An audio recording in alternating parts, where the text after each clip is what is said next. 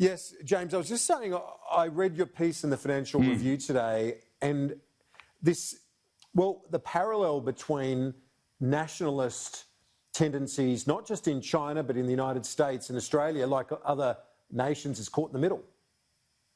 Yeah, that's right, Kieran. I think even before the coming of coronavirus, even before the coming of Trump, one of the big questions for the 21st century was how do you reboot the nation state in order for it to be a more effective vehicle for governance.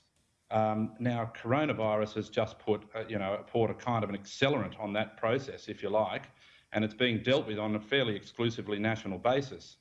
Now, for Australia, I think the problem, as I say in the article today, is twofold.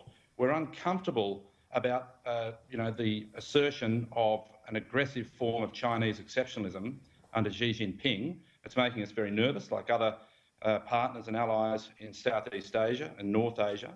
But at the same time, we're seeing an America that is being turned inward through much of Trump's term, and that is likely to keep turning inward, I think, as it tries to deal with the domestic problems that it's been facing, that it's been holding off from looking at over a long time.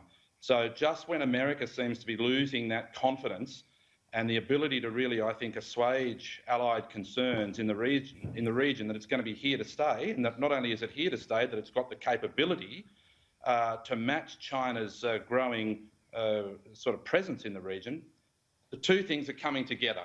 And I think they're stoking deeper kind of strategic and psychological anxieties that have been long with us in the Australian strategic imagination.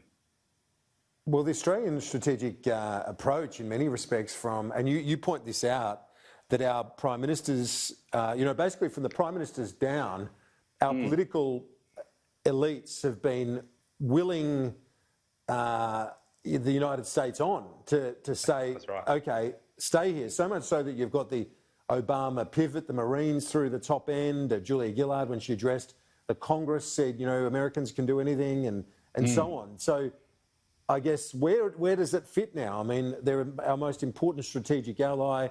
We can hope that they remain the preeminent force in the region, but will they? Well, I mean, let's not write America off yet. I think the reason why we've been working so hard to convince them to refine that sense of exceptional mission and purpose is because clearly it's worked so well for us. We've had that American security umbrella in Asia since the Second World War, and it was formalised in the ANZUS Treaty. And right through that period, we've been wanting to convince America that it's obviously in its own interest to stay in the region. I think America still has some fairly significant advantages when it comes to long-term US-China competition. It's got low-cost energy, it's got a youthful population, it's got a great sort of new wave of digital innovation occurring.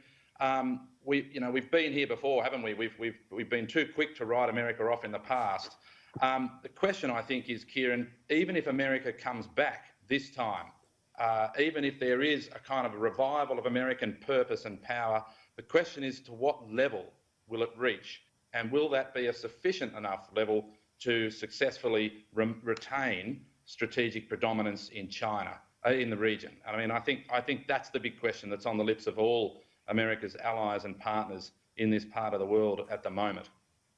Yeah, and I guess, the other question that you put as well, which none of us really know, but it's just how much hubris will the assertive Chinese dictator show?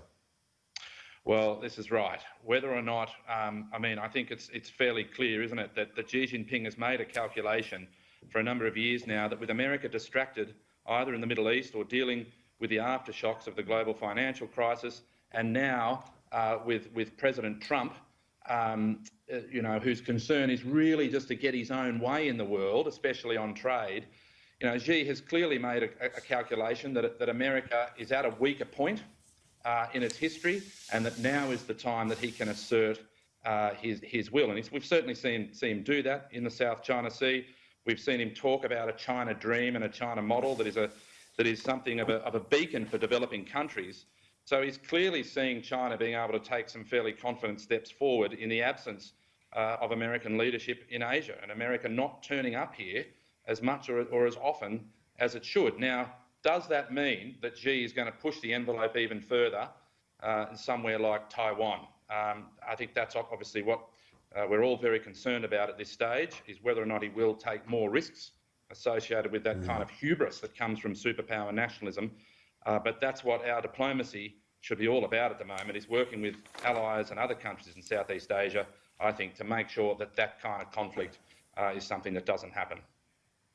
Yep, absolutely. And just finally, as we are now 35 days away from the presidential election, the polls suggest Joe Biden is the favourite. I mean, we're a bit gun-shy with that, given what happened in 2016 with Hillary Clinton. So Trump could easily, defy the polls once again. But if he doesn't, what's that scenario for Australia? How does it change the dynamic? Does it make it easier, harder?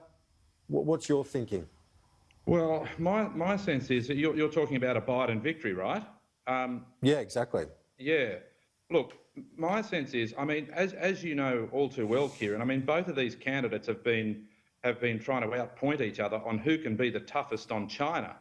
Now, that's pretty standard fare for a US election year, but I think there is a different intensity to it this year. We do have some advisors around Biden who are eschewing talk of a new Cold War. I think that's hopeful. But I think the Democrats have been putting wet fingers to the wind for the better part of 4 years now, and sensing that the kind of anti-China rhetoric and talking tough on China is going to do well in the American heartland, where, of course, the people have been hardest hit by the loss of those manufacturing jobs. My sense is that whilst we might see some softer tones from a Biden presidency, whilst we might see more limited cooperation between the US and China on issues like climate change, for example, we are still going to see an America that will be expecting its allies, like Australia, to be right behind it in this competition with China. So I think, one hates to use the cliche of things getting harder. Things are always hard in diplomacy, but we are going to see, I think, more pressure applied for Australia to do more. And again, that is just going to complicate our relations with China even further. Professor James Curran from University of Sydney, thanks. Pleasure.